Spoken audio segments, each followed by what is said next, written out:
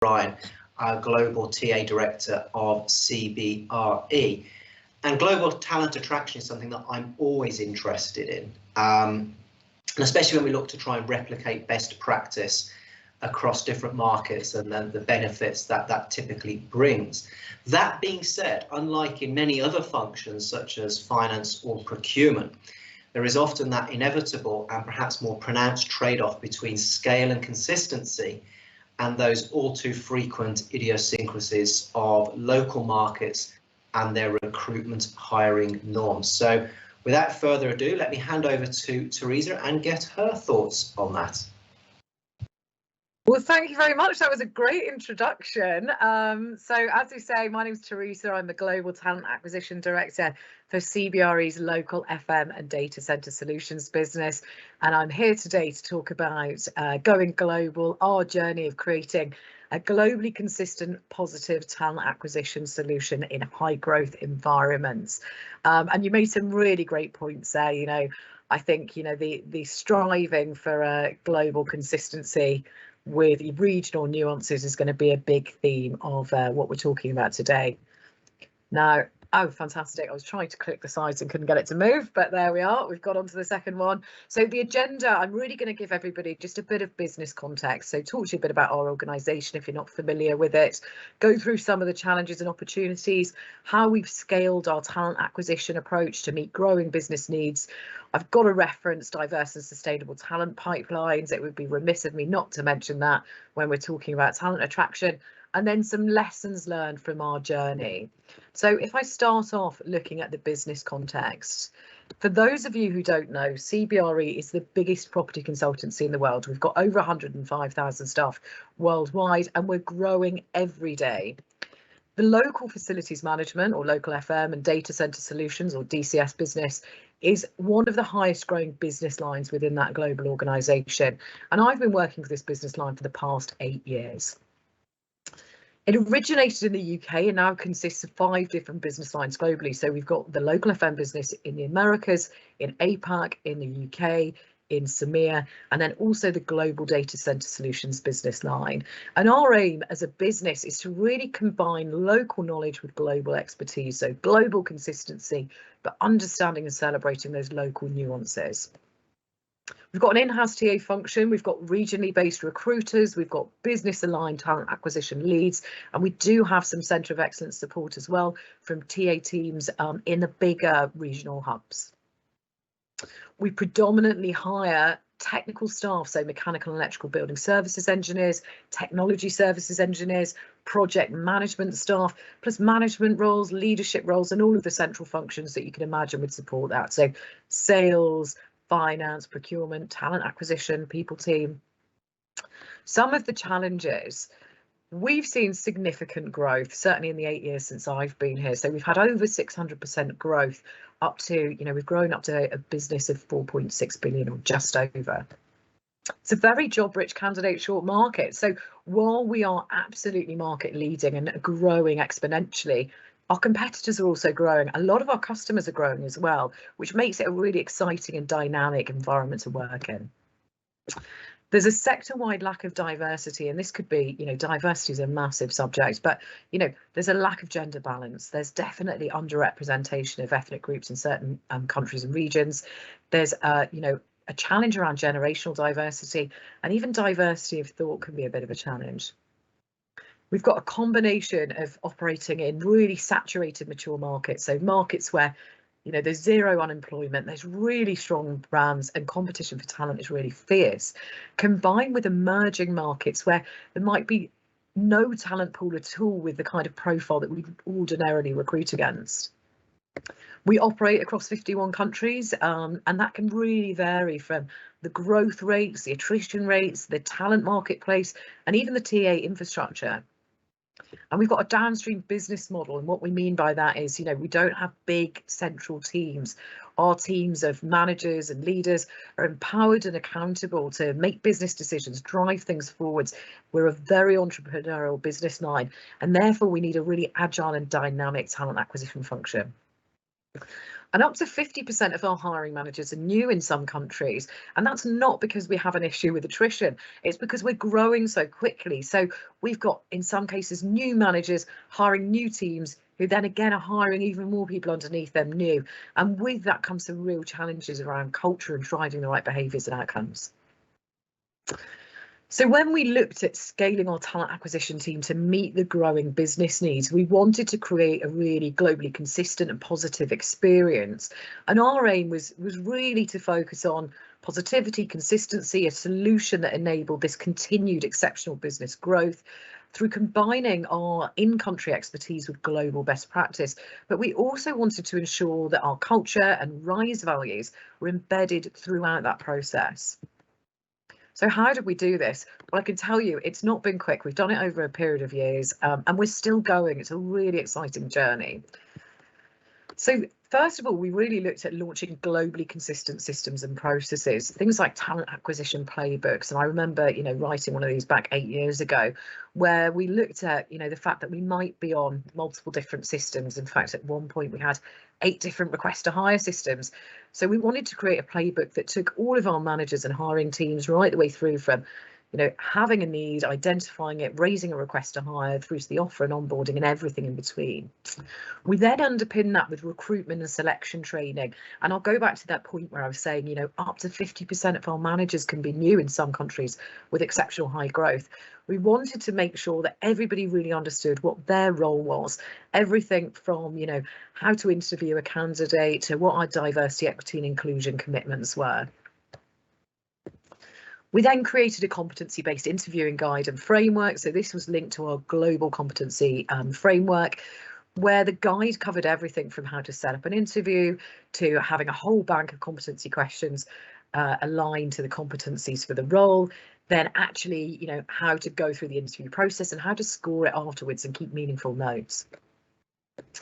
We incorporated a lot of behavioural assessments. What we found was the markets were so different and changing and agile that what we needed to do was really focus on, rather than people with X number of years experience, people who had the right behaviours that we could recruit against globally. And then, more recently, over the last few years, we've launched a global applicant tracking system. So whether you're raising a request to hire, applying for a role, going through an offer and onboarding process, everything will be in the same system. And everyone, whether you're going for a job in Singapore or San Diego or Slough, will have that same look and feel of their experience. And this, again, is linked to a global career side. So, all of the information you're getting is consistent around the world. And workforce planning, this has been invaluable for us to really look at, particularly in those high growth areas, what kind of support do we need as an organisation? Everything from, how many people we need in the TA team to really support that growth to, what kind of transitions are we going to do? So that's when we transfer people into the business under protected employment. How much people team support do we need? How many onboarding sessions and inductions do we need to deliver? And all of that great information. We've also adapted a hybrid approach, and it's really interesting. It sort of alludes back to what you were saying at the start there, that it's not one size fits all. And what we've really worked on is having business alignment of the TA team at a senior and leadership level, and then having generalists at wherever there's volume hiring or wherever we've got the need for it. So we've got a real combination. There isn't one size fits all, and we adapt that to the different markets. Providing agile and dynamic local support. So again, building up partnerships, relationships with institutions, with recruitment organisations outside of the business, just to really ensure that we might be hiring in a country where we only have 20 vacancies a year. Well, that's just as important to get those 20 vacancies filled for our customers as it would be if we were in a country where we were doing 200,000 vacancies a year. So just really important to make sure that we've got that agile and dynamic support. Also defining what good looks like, and that really goes back to the behavioural assessments. It's not just about years of experience or a particular sector experience. What we found was that behaviours were so important to driving the business forward. So we really make sure that everybody understands from the outset what the expectations are of a role and what good looks like to us. Creating a culture of everybody's a recruiter. Now, this has been really important. As I say, in some countries we've got big talent acquisition teams. In others, we might just have someone there on an interim basis, or we might be delivering it through agency partnerships. So really driving that culture of everyone's a recruiter, where the whole organisation is really bought into the idea of bringing best talent in and helping us to meet our growth aims. And as I say, hire best talent. And I've put best talent in brackets, in exclamation marks there, because, for us, best talent is one of our 4 core pillars for success. So our pillars are innovation, operational excellence, and customers first, and also best talent. And best talent is right up there because, attracting the very best people, recruiting and retaining them in the organisation is so important to our success. So I wanted to give you some case studies. I've talked about what we've done, but does it actually work? Well, I'd like to say yes. And I've got some case studies here, some examples of where we've brought all of that together for really positive outcomes. So one example would be, we won a new contract in China. It was mobilising 2 sites across 2 tier 3 cities at the height of the COVID pandemic. So we were hiring 64 new people, very specialist skill sets. We had some in-country TA support, but they were very generalist. They'd not really worked with our business line before. They were part of the wider organisation.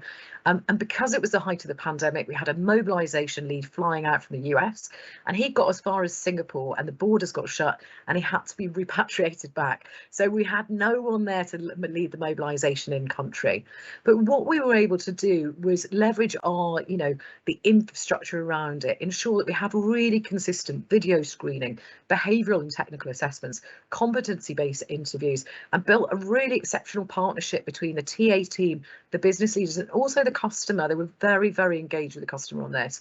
And as a result, we were able to hire the full team on time, on budget, with a succession plan. And that was really important because the customer liked our team so much, they hired a number of them into their team. So having a succession plan worked well for us. But it was a really great result when the hiring team couldn't even get near it. And again, another example, and we've got lots of these, but, these are some of the ones that really stand out in my mind. We had to hire 54 new sales roles at the end of last year across 25 different countries. The market conditions really varied. We had a range in the maturity of our TA models in the different countries. But what we focused on was a really clear articulation of what good looks like. We didn't just say, go to this company or go for somebody with X number of years experience. We focused on the behaviours. We focused on a really consistent assessment and selection process and building very strong business partnership there as well. And again, the results were that we managed to hire a really high calibre, but also very diverse team with a pipeline of further talent. And actually this year we've gone on to have further roles across that team, and we've been able to fill them with people from that pipeline. So it really was a success for us. So I'd be remiss of me not to talk about diverse and sustainable talent pipelines. I think anybody that knows me knows that I talk about this all the time, but really creating a globally consistent and positive experience. Talent pipeline is absolutely key to that. And diverse and sustainable talent pipelines are more important than ever at the moment. Now, I've got a quote on here. You all have different definitions of diversity. Diversity is a very diverse subject. I've taken a quote here from Indeed because, I thought it would resonate with people here today. But you can see there, it means lots of different things to lots of people, and you can focus on lots of different areas. For us, it was really important that we understood the challenges. We knew there was a lack of female representation in the industry. We knew that there was a lack of ethnic diversity in the industry. There was a real challenge around generational diversity and also some diversity of thought as well. Then we had to define diversity so that we could then baseline and measure against what we were doing in that space. And it was really interesting because, we might talk to somebody in the Americas about ethnic diversity and they would talk about BAME candidates, and we'd have someone from APAC on the same call saying, well, that doesn't, that's not diversity for me at all. So we found really early on that we had to be very clear in what we were defining as diversity, having, some structure around it globally and a strategy around it globally, but really appreciating those regional nuances and getting that feedback from the countries and the teams on what it meant to them. Then a big part of what we do is educating and empowering people. I talked about that downstream model, that hybrid model, where we're really, all talent is all of our jobs. and educating and empowering people to understand what the challenges are, what the goals are, so we can go on that journey together has been a really important part of this for us. So our solution been very multifaceted. I wouldn't say, I'd love to say there's one thing that you could do that will, change all of this, but we've implemented quite a lot of things. So firstly, looking at all of our tools. So, focusing on behavioural assessments, looking at things like job descriptions, and checking that the language actually used there attracts a diverse talent pool. Looking at our processes and how they interlink. So, for example, diverse shortlists for interviews and interview panels. We notice a clear link between, we did a study in our US business where if we had diverse shortlists, so diverse candidates on our shortlist, but we didn't have a diverse interview panel, then actually it didn't impact diversity hiring really at all for us. So we really started to look at linking the data. Also pieces around, referrals and how we manage them. If we're getting referrals from the same demographic all of the time, is it really going to make a difference? And also things like compensation and closing the gender and ethnicity pay gap. We took a programmed approach to our key talent segments, so we actually identified what the segments were, things like targeting more female talent, bringing in more early careers talents, and then created programmised approaches to that. And we also looked at our partnerships, whether that was job boards, career fairs, supply chains, charities and institutions, making sure that people really understood what our commitments were and were able to partner with us on that. And also learning and development. I talked about the importance of our recruitment and selection training earlier, but also building this into, diversity, equity and inclusion into all of our learning and development so that we had shared accountability. It wasn't just the TA team driving this. And quality reporting, again, something that we noticed was, with diverse interview slates, if you didn't have over a certain percentage, or if you did get over a certain percentage of diverse candidates on a slate, it had a massively more effective material impact on the outcome. And the culture, I've talked about this and I talk about this a lot, shared accountability, creating a culture of inclusion. It's been really important for us to drive this forwards and has definitely enabled us to have much greater success than if this was seen as just a TA driven exercise. So some examples here of what we've done to create diverse and sustainable talent pools. So one of the case studies, addressing gender imbalance in our global and highly technical data center solutions business. So the challenge here, sector-wide lack of gender balance, particularly in leadership roles. Headhunting is quite simply not sustainable as a source of diverse talent. Our competitors or customers have got just the same challenges as us, if not even greater. In 2016, when we set up this business line, we had almost no females in management and leadership roles. By 2021, we'd actually got to a point where we had female managers and directors at all levels of the organisation globally, from entry to the executive committee. And also there was female talent in all of the high performing categories at all of those levels. So it demonstrated that we weren't just, doing a tick box exercise, we were actually bringing quality talent in there. And we had gender parity at mid to senior level in EMEA as well, which was a great success, and we're looking to replicate that in other regions. Another good case study is how we've addressed the ageing workforce. So, we know we've got an ageing workforce. We know there's a lack of gender balance and ethnic diversity.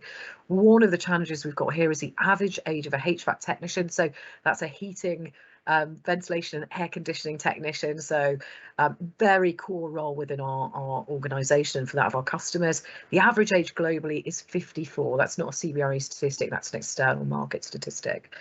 And apprenticeships and other early career schemes no longer seem to be a career of choice. Interestingly, a lot of our global leaders had come through these schemes, but over the last 10 to 15 years, they seem to have dropped off. And again, we've got these challenges around gender and ethnic diversity, which is an industry-wide challenge. So what we did, we reviewed, refreshed and relaunched our next generation schemes, including introducing new schemes to meet, current skills gaps, like the Future Leaders Programme, which trains people on a fast track into a junior management role within 2 years. Internships for live vacancies and technical apprenticeships to really focus on our core, volume hiring needs. In 2021, through these schemes, we were able to hire a cohort that 53% identified as diverse, and we also increased the quality by improving our assessment and selection processes there. We're now adding further schemes and expanding across additional countries in 2022. So lessons learned. I've told you a lot about our journey, but I can tell you we've done lots of fantastic things, but we've also done some things that haven't worked out, as well. And I think that happens on every journey. So what we've learned, one size definitely does not fit all. We really want to focus on global consistency, but celebrating those local needs and nuances. To offer an agile approach, we really need to take consideration of all the different factors to enable growth. What does the market look like? How mature is the team? How much support do we have? What are the changing conditions and the future predictors as well? The power of data, and I've put here, do not, or do let the facts get in the way of a good story. We've all been in those situations where someone comes and says, talent acquisition is amazing. And you get down to the bottom of it and it turns out they just really like the person they're working with, which is great. But then you also get those people who say talent acquisition is terrible. And again, it might be because they've had one bad interaction, one bad experience, or they don't like the person they're working with. We've really harnessed the data to tell a story, to help advise and educate the business on what the challenges and the opportunities are. And that's helped us be really focused on what we need to do next. Work smarter, not harder. I think that, as a career, most people who work in talent acquisition are really passionate and committed. They work really hard. They're really focused. But really, I'm constantly looking at ways, and we are as an organisation, to work smarter, not harder. We don't want people to just do more. We want to find better ways to enable them to be more successful and really harness all that great energy to do great things. And finally, you've got to run fast to stay ahead in the race for talent. And it really is a race. Got to keep evolving. What works today may not work tomorrow. When I joined this organisation 8 years ago, we have very disparate systems and processes and ways of working. And in some places, they actually worked brilliantly, but it just wasn't scalable for growth. We're constantly reviewing that and looking at better ways of working, learning from other people. And I'm really excited to see where we'll be in the next 8 years. Right, well, I'm conscious that I've talked for long enough now, so just wondering if anybody's got any questions for me. Thank you, Theresa. That was a brilliant presentation. Really enjoyed that. Answered a number of questions that I had, which is always good. But we do have a couple of questions, and we do have a few minutes to give you some time to answer them. This is a question from Robert Sullivan. He mentioned the 54 sales hires that you talked about in one of your case studies there, and what good looks like. And you mentioned this a number of times, actually, the whole data piece. But how did you get the data and insights back from the business to know what good and successful looked like post-hire? I thought that was a really great question. Oh yeah, that is a really good question. Actually, we did a lot of work on actually looking at the demographic within the organisation. So who had come in and been really successful, what did those people look like, and looked at a combination of experience and obviously those behaviours, which I alluded to a lot there. But then we have success profiles. So we have role profiles for people when they're joining the organisation, when we're recruiting them, so they understand what their job's going to be. And then we have success profiles once they've joined, so that we can measure their success against it. They can measure their own success against it. And then we can review that regularly as part of our talent calibrations to see how they're performing. So that's really what we use for those measures of success. Brilliant. Thank you for that. Now we did have another question as well around everybody is a recruiter, and I also wanted to sort of dig into this a little bit more. I wrote it down in my little book because it was a phrase that resonated hugely. But the question is probably more interesting. How did you develop the whole ethos and mindset of everybody's a recruiter?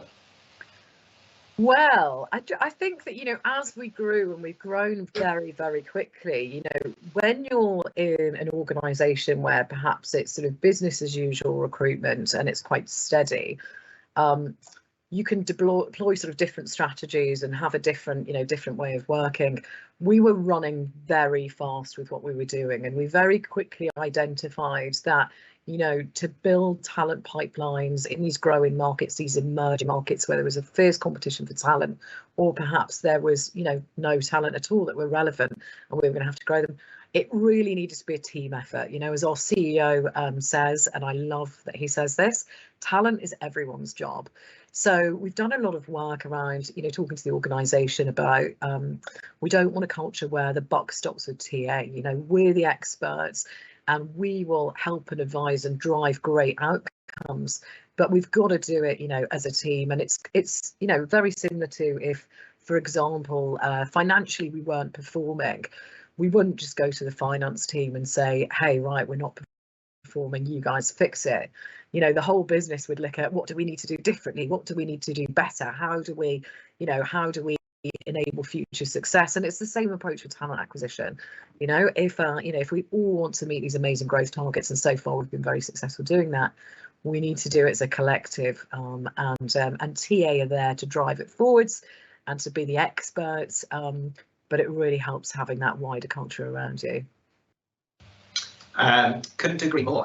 Really interesting what your CEO said then. I distinctly remember going back, shall we say, a healthy couple of decades when I first entered the workforce, my managing director at the time saying sales is everybody's job. How different the world is now, and it is all down to talent. Well, I was going to say a lot of people have told me that, and you know, I think I've read a lot of books and articles on this recently. The narrative has really changed, you know, from sort of financial capital to human capital, and I think it's really exciting for everybody working in the TA space. It really is, but I think this is one of the first times it's that sort of juxtaposition has been so stark, where we've both got respective CEOs and old-fashioned MDs with very different mindsets on how to run their business. And I certainly got that from your presentation, that you know, you are a talent-first company. Everything in your success is largely derived from having great talent, and then that success helps you get you know, more great talent to drive more success, and you've empowered your local leaders to find the talent they need by being their own recruiters and leaning on the TA function. It really does sound like a well-oiled machine. I'm sure there's an element of the swan, and there's a little bit of sort of crazy flapping going on underneath the surface. There's a lot of swimming underneath, right? But we're trying to make it look nice and smooth on the top. Well, Theresa, you're definitely creating that right impression. Just one sort of final question for myself, or just to sort of delve a bit more into that sort of diversity comment you made, and particularly around that example you gave around you know, black and ethnic minorities, really resonates in the US market.